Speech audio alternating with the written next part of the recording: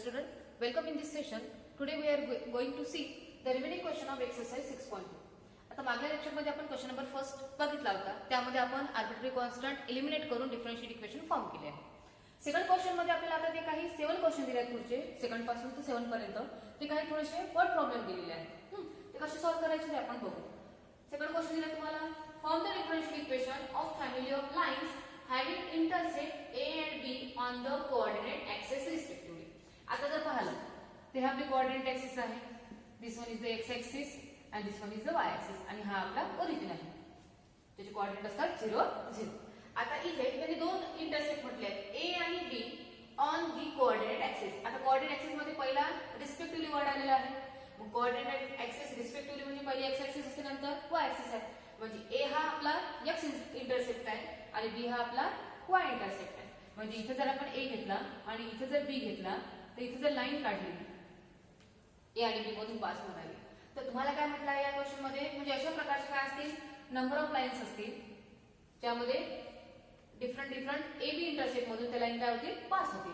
मग आता या सगळ्या लाईनचा आपल्याला या फॅमिली ऑफ लाईनचं काय करायचं आहे डिफरन्शियल इक्वेशन फॉर्म करायचं आहे.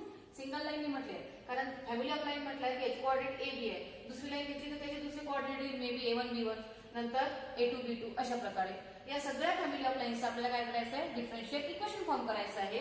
ज्याचा x इंटरसेप्ट A आहे आणि y इंटरसेप्ट हा B आहे. आपण स्टार्ट काय करू select A be the x intercept and B be the y intercept. इथे दोन इंटरसेप्ट काय फॉर्म करायचं आहे डिफरन्शियल इक्वेशन फॉर्म करायचं आहे. ओके किंवा आपण याला असे म्हणू शकतो की इक्वेशन ऑफ लाईन हुज असं न लिहिता हुज x intercept is A and y intercept whose x intercept A and y intercept B is. आता इथे इक्वेशन ऑफ लाईन काढायची आहे त्याच्यामध्ये दोन इंटरसेप्ट आहे A आणि B. एक x इंटरसेप्ट आहे एक y इंटरसेप्ट आहे. तर मागल्या वर्षी 10th स्टँडर्ड मध्ये तुम्ही equation of line different form मध्ये स्टडी केलेला आहे. आता equation of line in double intercept form. तर डबल इंटरसेप्ट फॉर्म मध्ये इक्वेशन ऑफ लाईन असते आपलं x upon A plus y upon b is equal to 1. हे झालं तुमचं equation of line in double intersect form. आता यामध्ये a आणि b हे आर्बिट्ररी कॉन्स्टंट आहे. मग आपल्याला हे दोन्ही काय करायचे आहे रिमूव्ह करायचे आहे. त्यावरून काय करायचं आहे डिफरन्शियल इक्वेशन फॉर्म करायचे आहे. मग हियर a आणि b are the two arbitrary constant. मग दोन आर्बिट्ररी कॉन्स्टंट आहे म्हणजे गिव्हन इक्वेशनला काय करायला लागेल आपल्याला 2 टाइम डिफरन्शिएट करावं लागेल. ओके मग आता इथे काय करू आपण त्याला नंबर 1 देऊ. So differentiate 1 with respect to x. याला डिफरन्शिएट करा. x नंतर डिफरन्शिएट केलं तर 1/a कॉन्स्टंट आहे. डेरिव्हेटिव्ह ऑफ x किती येते 1 प्लस 1/b कॉन्स्टंट आहे. y चा जर डेरिव्हेटिव्ह घेतला तर तो येतो dy/dx is equal to derivative of 1 काय येणार आहे आपला 0. म्हणजे याला जर आपण डिराइव्ह केलं तर हे येते 1/a plus 1/b dy/dx is equal to 0. मग याला dy/dx इज 1/b dy/dx हा 1/3 मिळत आहे ते -1/a आणि b ला पण या साइडने शिफ्ट करा. काय होईल मग dy/dx is equal to -b/a. म्हणजे याला आपण सिम्पलेस्ट फॉर्म मध्ये आणलं कारण आपल्याला डबल डिफरन्शिएट करायचं आहे. कारण आपलं एम काय आहे की आर्बिट्ररी कॉन्स्टंट आपल्याला एलिमिनेट करायचे आहे. सहजासहजी एलिमिनेट होतील नाही म्हणून त्यांना सिम्पलेस्ट फॉर्म मध्ये आणायचं सिम्प्लिफाय करून. तर आपण इथे आणलंय की dy/dx is equal to -b/. Now differentiate. आता याला डिफरन्शिएट करा with respect to x. Differentiate केलं विथ रिस्पेक्ट टू x तर dy/dx चा डेरिव्हेटिव्ह येणार d2y/dx square is equal to आता a आणि b काय आहे कॉन्स्टंट आहे. मग याचा डेरिव्हेटिव्ह काय येणार 0. म्हणजे this is the required equation required differential equation of family of lines whose x intercept is a and y intercept is. Question लक्षात आलं. सगळ्यात पहिले क्वेश्चन समजून घेणं महत्त्वाचं आहे.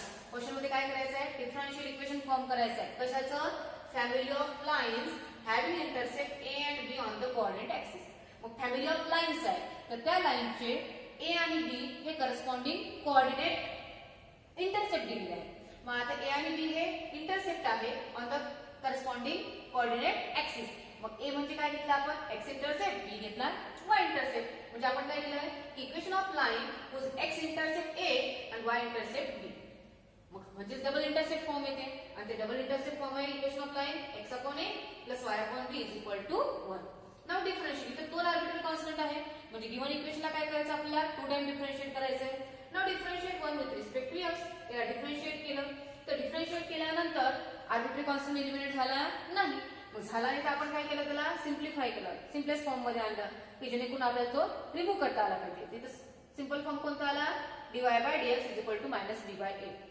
म्हणजे डिफरन्शियल टर्म एका साइडने झाली, कॉन्स्टंटची टर्म एका साइडने झाली. ओके, मग आता हे आपल्याला रिमूव्ह करायचे आहे. मग हे रिमूव्ह करण्यासाठी काय करायला लागेल आपल्याला परत डिफरन्शिएट करावं लागेल.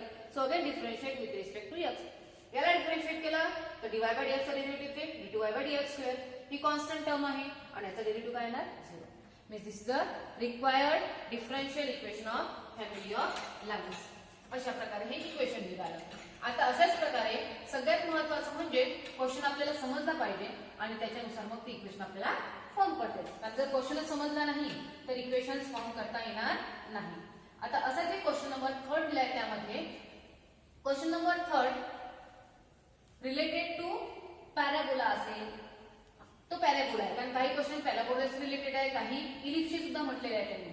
ओके, क्वेश्चन नंबर 2 आहे आपला, sorry question number 3. Find the differential equation of all parabolas. Find the differential equation of all parabolas having length of lattice rectum, having length of lattice rectum 4a and axis is parallel to x-axis, and axis is parallel to x-axis. हा आपला question आहे, question number 3. काय म्हटलं यामध्ये differential equation काढायचं आहे. कुणाचं all parabolas having length of latus rectum 4a. असे सगळे पॅराबोलास घ्यायचे आहे की ज्याचं लॅटिस रेक्टम 4a आहे, हे कॉन्स्टंट आहे, चेंज होणार नाही आणि axis is parallel to x axis. मग तुम्ही जो पॅराबोला घेणार आहात त्या पॅराबोलाला पॅरलल ऍक्सिस जर घेऊन त्यावर जे काही पॅराबोलास तुम्ही कन्स्ट्रक्ट करणार आहे त्या सगळ्या पॅराबोलाचं आपल्याला काय करायचं आहे डिफरन्शियल इक्वेशन फॉर्म करायचं. तर त्यासाठी आपण काय करूया एक स्टँडर्ड पॅराबोला घेऊ. स्टँडर्ड पॅराबोला म्हणजे कसं, आता हे बघा हे तुमची एक्स ऍक्सिस आहे, ही वाय ऍक्सिस आहे. मग स्टँडर्ड पॅराबोला जर घेत असताना आपण त्याची ऍक्सिस एक्स ऍक्सिस घेऊन राहिलो, ऍक्सिस एक्स ऍक्सिस आहे आणि तो टच कशाला करणार आपण वाय ऍक्सिसला. ओके, हा त्याचा कोसाइन येणार, हे त्याचं length of latus rectum 4a, cosine घेत असतो आपण a 0. आता हे झालं ऍक्सिस याची एक्स ऍक्सिस आहे, पॅरलल टच करायला करत आहे वाय ऍक्सिसला, म्हणून याचं इक्वेशन येणार आहे y² is equal to 4ax. हा स्टँडर्ड पॅराबोला आहे whose axis is x axis and it touches to y axis. y axis ला टच कोणाला म्हणजे इक्वेशन आहे y² is equal to 4ax. जर याची ऍक्सिस जर निगेटिव्ह एक्स ऍक्सिस असती आणि y axis ला जर टच करत असेल त्याचं इक्वेशन येणार y² is equal to -4ax. Okay, म्हणजे अशा प्रकारे आपण काय करणार आहे स्टँडर्ड पॅराबोला घेणार आहे. मग आता इथे 4a तर कॉन्स्टंट राहणार आहे, लेंथ ऑफ लॅटिस रेक्टम ते चेंज होणार नाही. पण आपल्याला काय म्हटलं आहे ऍक्सिस जी आहे is parallel to x axis. म्हणजे एक्स ऍक्सिसला जर तुम्ही पॅरलल एखादी ऍक्सिस जर काढली आणि या ऍक्सिसवर सुद्धा कुठेही, आता इथंच टच झाला पाहिजे असं नाही, तो पॅराबोला इथे असू शकते, कुठे पण असू शकते. मग हा जो पॅराबोला टच करणार आहे, आता इथे तो कोऑर्डिनेट यायचे सेंटरला वायला करताना हे 0 0 येणार आहे, इथं चेंज होणार ना, आपले व्हॅल्यू चेंज होईल ना. मग आता इथं जर घेतले तुम्ही तर आपण सपोज इथं कोऑर्डिनेट घ्यायचे, डिफरंट कोऑर्डिनेट घेतले आपण याचे. मग इक्वेशन ऑफ पॅराबोला काढायचं all parabolas having length of latus rectum 4a आणि ऍक्सिस पॅरलल टू कोणाला म्हटले त्यांनी एक्स ऍक्सिस. मग सरळ सरळ जो क्वेश्चन मध्ये सेंटेन्स दिलाय काय म्हटलं आहे therefore equation of all parabolas having length of latus rectum, length of latus rectum किती म्हटलं आहे 4a and axis is parallel to x axis is काय करायला इक्वेशन कोणतं आपलं स्टँडर्ड पॅराबोलाचं y² is equal to 4ax. Okay, मग याची ऍक्सिस कोणती आहे एक्स ऍक्सिस आहे. मग एक्स ऍक्सिस आहे तर याला तुम्हाला पॅरलल पॅराबोला घ्यायचा आहे. हा झाला y² = 4ax. याचा पॅरलल कोणता आहे ते hk. कोणाला पॅरलल आहे x ऍक्सिसला. मग पॅरलल टू x ऍक्सिस म्हणजे काय असते x = काय घेतो आपण x काय घ्यायला लागेल 0. y ऍक्सिसचा y कॉन्स्टंट असते ना. y कॉन्स्टंट आहे म्हणजे तुमचा x काय घ्यायला लागेल इथं 0. मग x जर 0 घेतला तर तुमचं जे इक्वेशन आहे ते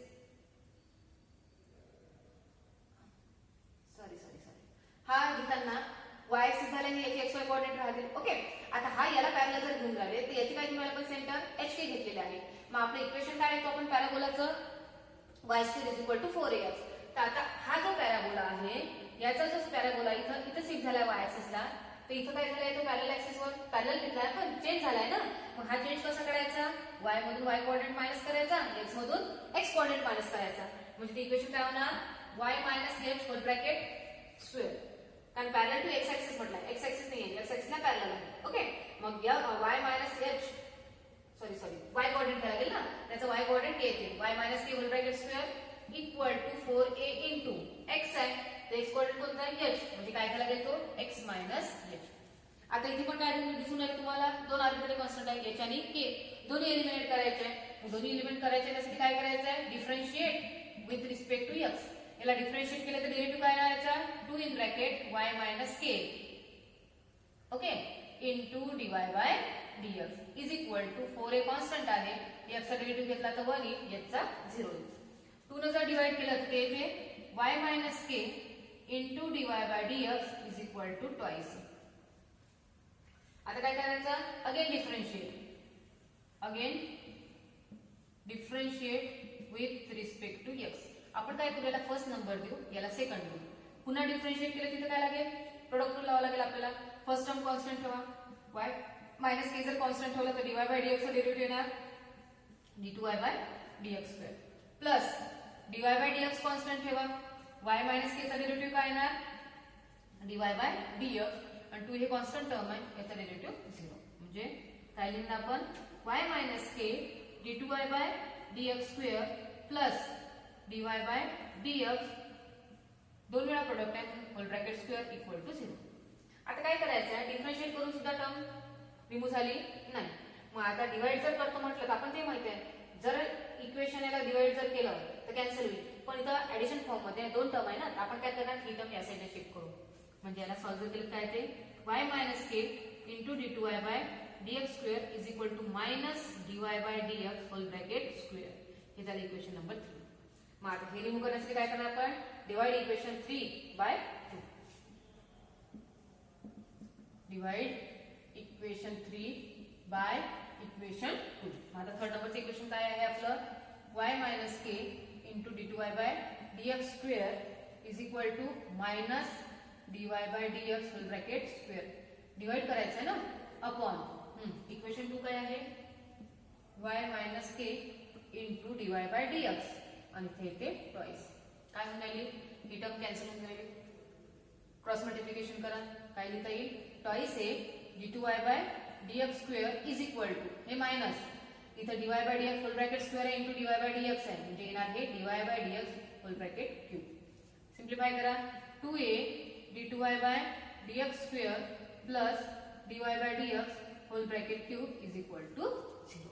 This is the required differential equation of all parabolas having length of lattice rectum 4a and axis of parabola x axis. कारण इथे एक अगर रिमूव्ह केला आपण a हा लेंथ ऑफ लॅटिस रेक्टम आहे ती 4a दिली आहे त्यामुळे a हा कॉन्स्टंट आहे तो चेंज होणार नाही. म्हणजे अशा प्रकारे आपल्याला हे एक्झाम्पल सॉल्व्ह करता येईल. त्यानंतर एक्झाम्पल नंबर 4 बघायचं आहे. 4th नंबरचं एक्झाम्पल जे दिलेलं आहे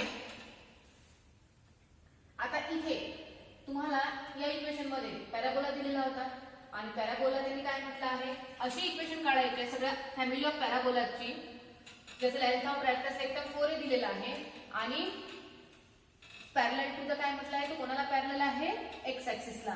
मग x ऍक्सिसला पॅरलल असणाऱ्या सगळ्या पॅराबोला ज्यांचं length of latus rectum 4a आहे ते कॉन्स्टंट राहील ते चेंज होणार नाही. तर असं इक्वेशन येण्यासाठी आपण काय केलंय स्टँडर्ड पॅराबोला घेतलाय y² = 4ax आणि नंतर जे पॅरलल घेतले x ऍक्सिसला ते कशाला टच करतात त्याचे कोऑर्डिनेट घेतले होते आपण hk. त्यामुळे ते सॉल्व्ह करून आपण ते इक्वेशन घेतलं होतं y - k whole bracket square is equal to 4a in bracket x minus म्हणजे अशा प्रकारे केलं. दोन आर्बिट्ररी कॉन्स्टंट होते, दोन्ही आर्बिट्ररी कॉन्स्टंट रिमूव्ह केले आणि स्टँडर्ड इक्वेशन फॉर्म केलेलं आहे. Now next question example number 4 दिला आहे. Find the differential equation of N ellipse. Find the differential equation of ellipse whose major axis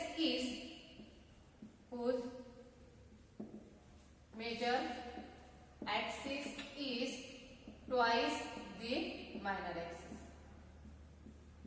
कशाचं इक्वेशन काढायचं आहे? इलिप्स इक्वेशन काढायचं आहे. डिफरन्शियल इक्वेशन काढायचं इलिप्सचं whose मेजर ऍक्सिस काय म्हटलं आहे? Is twice the minor axis. Major axis ही मायनर ऍक्सिसच्या ट्वाइस आहे. मग आता इलिप्स कसा असतो तुम्हाला माहित आहे. तर आपण कोनिक सेक्शन जेव्हा स्टडी केला आहे तेव्हा इलिप्स हा इलिप्टिकल शेप होतो, म्हणजे हा पॅराबोला अपोजिट साइडचा हा चला इलिप्टिकल शेप काढलेला आहे. आता याच्यामध्ये ही जी आहे इथं प्लस सी असते, इथं मायनस सी आहे. ही जी ऍक्सिस आहे तिला मेजर ऍक्सिस म्हणतात आणि याची टोटल लेंथ असते ट्वाइस. तसंच हा बी असतो, हा क्वाड्रेंट मायनस बी आहे. याची मायनर ऍक्सिस आहे, त्याची व्हॅल्यू असते ट्वाइस. ही झाली ट्वाइस, ही झाली आपली मेजर ऍक्सिस आणि ही झाली मायनर ऍक्सिस. आता याच्यासाठी सगळ्यात पहिले आपल्याला काय पाहिजे? मायनर आणि मेजर ऍक्सिस तुम्हाला कंडिशन दिली आहे, तर आपल्याला इक्वेशन ऑफ इलिप्स माहित पाहिजे. मग इक्वेशन ऑफ इलिप्स काय आहे? की equation of ellipse is equation आहे x square upon a square plus y square upon b square is equal to 1. हे स्टँडर्ड इक्वेशन आहे इलिप्सचं. आता आपल्याला गिवन काय दिलं आहे? की गिवन दॅट काय म्हटलं आहे? Major axis is equal to twice the minor axis. मग आता मेजर ऍक्सिस किती आहे? Major axis twice a is equal to 2 times काय येणार? Twice b. 2 will get cancel म्हणजे a इज इक्वल टू काय मिळालं? 2b. ही जी व्हॅल्यू आहे त्याला नंबर 2 द्या. From 1 and 2 we can write from 1 and 2 काय येणार? a ची व्हॅल्यू काय ठेवायची आपल्याला? ट्वाइस बी ठेवायची. काय येणार मग? x square upon a square आहे means 2b whole bracket square plus y square upon b square is equal to 1. तर हे इथे x square upon 4b square plus y square upon b square is equal to 1. इथे 4b square आहे, याला 4 ने multiply divide केलं तर काय येणार? 4y square upon 4b square. 4b square ने मल्टिप्लाय जर केलं तर x square plus 4y square is equal to काय येतं? 4b square. ओके. आता इथे आर्बिट्ररी कॉन्स्टंट कोणता आहे? b. याला डिफरन्शिएट करायचं आहे. Now differentiate with respect to x. Differentiate केलं तर काय येते? ट्वाइसचा x स्क्वेअरचा डेरिव्हेटिव्ह ट्वाइस x प्लस हा येणार 8y into dy by dx that is equal to 0. मग आता हे इक्वेशन आलं आपलं. काय करा? सिम्प्लिफाय जर केलं तर 2 ने डिवाइड केलं तर x plus 4y into dy by dx is equal to 0. आता हे फर्स्ट ऑर्डरच आहे ना, कारण काय होते गिवन कंडिशनचा यूज केल्यानंतर जे सिम्पलेस्ट फॉर्म मध्ये इक्वेशन आलं यामध्ये एकच आर्बिट्ररी कॉन्स्टंट आला, तो म्हणजे b. मग हा सिंगल आर्बिट्ररी कॉन्स्टंट आपल्याला एलिमिनेट करायचा आहे ना, म्हणून गिवन इक्वेशनला आपण एकदाच डिफरन्शिएट करू, त्यावरून त्याचा फर्स्ट ऑर्डर डिफरन्शियल इक्वेशन म्हणजे झालं तुमचं. This is required differential equation of ellipse whose major axis is twice the minor axis. ठीक आहे. नेक्स्ट क्वेश्चन जो दिला आहे question number 5.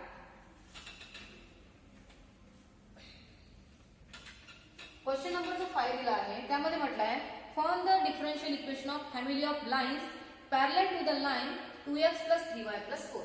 Family of line, तर तुम्हाला एक लाईन दिली आहे लाईनची इक्वेशन, त्याला पॅरलल असणाऱ्या लाईनचं काय करायचं? तुम्हाला इक्वेशन फॉर्म करायचं. तर कसं? ते इक्वेशन ऑफ लाईन काय दिलं आपल्याला? Equation of line is 5th नंबरचा क्वेश्चन आहे हा 2x plus 3y plus 4. 2x plus 3y plus 4 is equal to 0. हे गिवन इक्वेशन ऑफ लाईन आहे. आपल्याला काय म्हटलं आहे त्यांनी? की differential equation of family of line parallel to the line. आता या लाईनला पॅरलल लाईनचं काय करायचं आहे? इक्वेशन काढायचं आहे. मग ही लाईन आहे, या लाईनला पॅरलल असलेल्या लाईनचं इक्वेशन काय येणार? की equation of line parallel to given line. या गिवन लाईनला पॅरलल असणाऱ्या लाईनचं इक्वेशन काय येणार? काय येणार ते? 2x प्लस 3y प्लस हा जो 4 आहे याची व्हॅल्यू व्हॅरिंग आहे, तर आपण काय घेतलं ते 2x plus 3y plus a is equal to 0. Okay. मग अशा प्रकारे जर लाईन काढली कारण आता जसं मगाशी आपण फॅमिली ऑफ लाईन्स पाहिलं होतं त्याच्यामध्ये ए आणि बी हे दोन इंटरसेक्ट दिले होते, तसे इथे एक्स वाय राहील किंवा ह्या व्हॅल्यू जरी घेतल्या तर हा जो कॉन्स्टंट आहे तो काय होत जाईल, व्हेरी होत जाईल ना. मग इथं आपण कॉन्स्टंट कोणता घेतला, इथं के केला. आता हे एकच आर्बिट्ररी कॉन्स्टंट आहे, याला एलिमिनेट करायचं आहे. So differentiate given equation. तर याला आपण जर डिफरन्शिएट केलं, differentiate with respect to x, काय डेरिव्हेटिव्ह ट्वाइस एक्स चा 2 plus 3 into dy by dx, याचा डेरिव्हेटिव्ह येणार 0 इज इक्वल टू 0. म्हणजे 2 plus 3 dy by dx is equal to 0. काय आलं आपलं, this is the required differential equation of family of line parallel to the line 2x plus 3y plus 4 is equal to 0. आता एक next example दिला आहे, त्यामध्ये दिला आहे find the differential equation of all circles having radius 9 and centre. आता इथे equation of circle, तर सर्कलचं जे इक्वेशन आहे तर हॅव्हिंग सेंटर 0 0 असते, रेडियस r आणि सेंटर जर 0 घेतलं तर त्या इक्वेशन ऑफ त्याचंच इक्वेशन ऑफ सर्कल काय ना, x square plus y square is equal to r square. Centre आपण काय म्हटलं आहे, 0 0 म्हटलंय. क्वेश्चन आहे आपला, find the differential equation of all circle. Example number 6, find the differential equation of all circles having radius 9, having radius 9 and center at point A HK. ठीक आहे, centre इथे आपल्याला HK दिला आहे. म्हणजे बघा हा सर्कल आहे, सर्कलचं सेंटर आहे, काय म्हटलंय A HK कोऑर्डिनेट दिलेले आहे. ओके, आणि ही काय दिली तुमची रेडियस r. तर आपल्याला equation of circle having centre HK आणि रेडियस r हे काय असते. Now the equation of circle with center A HK and radius r आहे. तिथे तुम्हाला रेडियस किती दिला आहे, r equal to 9 and radius 9 is, ती इक्वेशन असते x minus h whole bracket square plus y minus k whole bracket square is equal to r square. r square म्हणजे 9 स्क्वेअर. हे आपलं स्टँडर्ड इक्वेशन आहे. ओके, दोन आर्बिट्ररी कॉन्स्टंट आहे h आणि के, दोन्ही आर्बिट्ररी कॉन्स्टंट आपल्याला काय करायचे, एलिमिनेट करायचे. त्यासाठी काय करायला लागेल, आपल्याला डिफरन्शिएट करायला लागेल. So differentiate with respect to x. याला डिफरन्शिएट केलं तर डेरिव्हेटिव्ह येते 2 in bracket x minus h plus 2 into y minus k into dy by dx, आणि याचा डेरिव्हेटिव्ह येणार 0. 2 ने जर डिवाइड केलं तर याला डिवाइड करता येतं x minus h plus y minus k into dy by dx is equal to 0. यात तुम्ही एक्झाम्पल नंबर, इक्वेशन नंबर 2. आता परत डिफरन्शिएट केल्यावर सुद्धा आर्बिट्ररी कॉन्स्टंट एलिमिनेट झाले नाही. So again differentiate with respect to x. परत डिफरन्शिएट केलं तर एक्सचा डेरिव्हेटिव्ह येणार 1, याच्या कॉन्स्टंट आहे डेरिव्हेटिव्ह 0.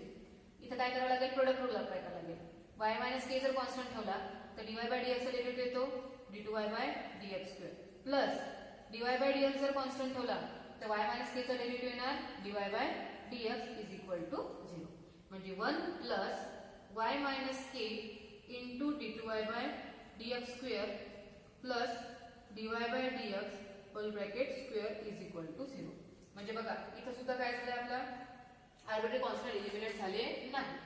तर आपण काय करणार आहे, कारण याच्यामध्ये जरी पाहिलं सेकंड इक्वेशन, याच्यामध्ये व्हॅल्यू x मायनस एच आणि y मायनस के आहे, आणि सेकंड नंतरचं जे इक्वेशन आलं त्यामध्ये y मायनस के आहे. तर आपण काय करू, या इक्वेशन वरून y मायनस के ची व्हॅल्यू काढू. ही y मायनस के ची व्हॅल्यू इक्वेशन 2 मध्ये पुट करू, म्हणजे जेणेकरून आपल्याला x मायनस एच ची व्हॅल्यू निघते. आणि मग आपल्याजवळ x मायनस एच आणि y मायनस के या दोन्ही व्हॅल्यू राहतात. या दोन्ही व्हॅल्यू आपण काय करू, इक्वेशन 1 मध्ये पुट करू. म्हणजे असे करून आपल्याचं एक्झाम्पल सॉल्व्ह होईल. मग आता इथे याला सिम्प्लिफाय केलं तर काय ना, बघा y minus k into d2y by dx square is equal to काय, हा 1 इकडे शिफ्ट केला तर -1 minus dy by dx whole bracket square. म्हणजेच y minus k is equal to, minus जर कॉमन काढला तर -1 plus dy by dx whole bracket square upon value येणार d2y बाय dx स्क्वेअर. याला लिहिते एक्झाम्पल नंबर 3. ओके, मग आता पहा from 2 and 3. From 2 and 3. 2 and 3 मध्ये काय काय 2 मध्ये काय दिलं आहे we can write x minus h plus y minus k आहे ना तर y मायनस के ची व्हॅल्यू काय आहे plus minus 1 plus dy by dx whole bracket square upon d2y by dx square आणि इनटू आहे dy by dx is equal to 0. काय आहे x मायनस एच मायनस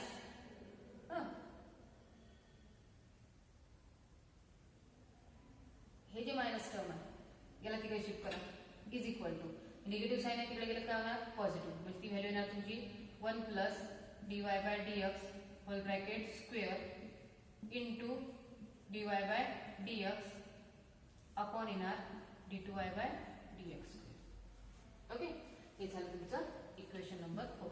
आता काय करायचं आहे using equation 3 and 4 in equation 1 म्हणजे फ्रॉम 1 3 and 4 we write काय दिलं इथं x minus h whole bracket square आहे ना मग x minus h whole bracket square म्हणजे याचा जर स्क्वेअर केला तर तो काय ना 1 plus dy by dx whole bracket square whole bracket square into dy by dx whole bracket square upon काय ना d2y by dx square whole bracket square plus y minus k whole bracket square आहे ती y minus के ची value आहे negative आहे निगेटिव्हचा square केला काय असतो पॉझिटिव्ह तो काय येणार मग 1 plus dy by dx whole bracket square whole square into d2y by dx square whole bracket square is equal to काय आहे 9 स्क्वेअर म्हणजे येते ते 81. आता पहा डिनॉमिनेटर सेम आहे डिनॉमिनेटर सेम आहे त्याचबरोबर 1 plus dy by dx whole bracket square ही ब्रॅकेट सुद्धा कॉमन आहे म्हणजे मग आपला आन्सर काय येणार आहे हे वरती जर डिनॉमिनेटर जर कॉमन काढला कोणता दिला आहे d2y by dx square whole bracket square घेतलं मग याच्यामध्ये 1 plus dy by dx whole bracket square आणि होल स्क्वेअर हा जर कॉमन काढला तर ब्रॅकेट मध्ये काय येणार आहे dy by dx whole bracket square plus 1 is equal to इथं 81.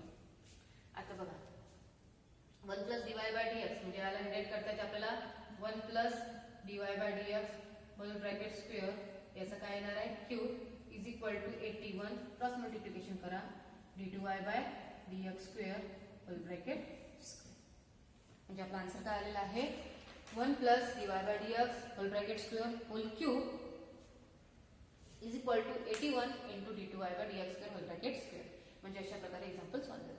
काय म्हटलं सर सिंपल एक्झाम्पल आहे फक्त दिलेलं काय तुम्हाला सेंटर दिला hk आणि रेडियस 9 दिली आहे. आपल्याला माहिती आहे equation of circle with centre hk आणि रेडियस जर r असेल तर इक्वेशन घेतो तो आपण x minus h whole bracket square plus y minus whole bracket square is equal to r square. तिथे सेंटर तुम्हाला hk दिलेला आहे पण रेडियस 9 दिलेली आहे मग r च्या साठी व्हॅल्यू किती पुट करायला लागेल 9 म्हणजे इक्वेशन काय आलं x minus h whole bracket square plus y minus k whole bracket square is equal to 9 square म्हणजे ते 81 येते. हे इक्वेशन नंबर 1 झालं. दोन आर्बिट्ररी कॉन्स्टंट hk दोघांना एलिमिनेट करायचे आहे म्हणून आपल्याला काय करायला लागेल गिवन इक्वेशनला दोन वेळा डिफरन्शिएट करायला लागेल. मग पहिल्यांदा डिफरन्शिएट केल्यानंतर इक्वेशन आलं तरी एकही आर्बिट्ररी कॉन्स्टंट एलिमिनेट झाला नाही मग याला परत डिफरन्शिएट केल्यानंतर दुसरी इक्वेशन आलं त्याच्यामध्ये पण आर्बिट्ररी कॉन्स्टंट एलिमिनेट झाला नाही पण काय झालं सेकंड याच्यामध्ये दोन्ही प्रेझेंट आहे थर्ड जे इक्वेशन येऊन त्यामध्ये एकच आहे y मायनस के च्या फॉर्म मध्ये. मग यावरून आपण याला सिम्प्लिफाय करून काय केले पहिले y मायनस के ची व्हॅल्यू काढली त्याला इक्वेशन नंबर 3 दिली ही y मायनस के ची व्हॅल्यू इक्वेशन 2 मध्ये पुट केली त्यावरून x मायनस h ची व्हॅल्यू काढली आणि x मायनस h आणि y मायनस k म्हणजे इक्वेशन 3 आणि 4 या दोघांचा पण यूज आपण कशामध्ये केला इक्वेशन 1 मध्ये केला आहे आणि त्यावरून आपण स्टँडर्ड डिफरन्शियल इक्वेशन फॉर्म केलेला आहे. अशा प्रकारे हा झाला तुमचा example number 6. Then example number 7 form differential equation of all parabolas whose axis is x axis. आता तुम्हाला इथे काय काढायचे आहे ऑल पॅराबोलाज इक्वेशन काढायचे आहे त्याची ऍक्सिस काय दिले तुम्हाला x ऍक्सिस. मग आपण घेताना पॅराबोला कोणता घेऊ स्टँडर्ड पॅराबोला घेऊ आणि ऍक्सिस x ऍक्सिस घ्यायची आहे म्हणजे त्याचा जो y कोऑर्डिनेट आहे तो y कोऑर्डिनेट आपल्याला काय करायला लागेल 0 घ्यावा लागेल कारण तो ऍक्सिस x ऍक्सिस म्हटले ना तो y कोऑर्डिनेट त्याचा 0 राहील.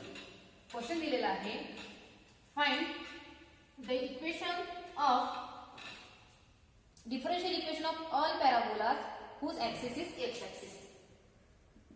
Find differential equation of all parabolas whose axis is काय म्हटलंय whose axis is x axis. त्याची ऍक्सिस x axis आहे. मग आपण संकलन नेहमीप्रमाणे स्टँडर्ड पॅराबोला घेऊ, त्याची ऍक्सिस x axis आहे आणि टच कोणाला करते y axis ला. याचे इक्वेशन येते y² = 4ax. ओके. मग आता अशी पॅराबोला म्हणतात all parabola whose axis is x axis. म्हणजे सगळे पॅराबोला कुठे असतील या x axis वर असतील. मग x axis वर असतील तर आपण जनरली कोऑर्डिनेट काय घेत असतो त्याचे hk घेत असतो ना. पण x axis वर असल्यामुळे त्याचा y कोऑर्डिनेट काय आला कॉन्स्टंट येईल. मग y कोऑर्डिनेट जर कॉन्स्टंट आला तर तो घेताना काय घेतलं h आणि k तुमचा काय होणार 0 म्हणजे ते कोऑर्डिनेट h. म्हणजे काय लिहिणार आपण equation of all parabolas whose axis is x axis is given by equation of parabola घ्यायचं आहे. याची ऍक्सिस काय आहे x axis आहे आणि आपलं स्टँडर्ड इक्वेशन ऑफ पॅराबोला काय आहे y² = 4ax आहे. मग आता याच्यावरून हे सगळ्या पॅराबोलाचं फॅमिली ऑफ पॅराबोलाचं किंवा ऑल पॅराबोलाचं काढायचं आहे. तर काय करायला लागेल आपण y मधून y कोऑर्डिनेट मायनस करतो, x मधून x कोऑर्डिनेट मायनस करतो. म्हणजे इक्वेशन काय होणार y - 0 1 bracket square is equal to 4a in bracket x minus h. आता इथे आर्बिट्ररी कॉन्स्टंट एकच आहे. यालाच लिहिता येते y² is equal to 4a into x minus h. मग आता इथे एकच आर्बिट्ररी कॉन्स्टंट नाही, इथे आर्बिट्ररी कॉन्स्टंट घेताना आपल्याला दोन घ्यायला लागेल कारण इथे एक तुम्हाला आपल्याला फिक्स दिलेला नाहीये. व्हॅल्यू चेंज होतील. मग आता या एलिमिनेट करायचे आर्बिट्ररी कॉन्स्टंट त्याला काय करायला लागेल आपल्याला दोन वेळा डिफरन्शिएट करायला लागेल. मग differentiate with respect to x. Differentiate केलं काय derivative 2y divided by dx is equal to 4a. x चा डेरिव्हेटिव्ह 1. 2 ने डिवाइड करा y into divided by dx is equal to twice. Now again differentiate. Again differentiate जर केलं याला product rule लावावा लागेल.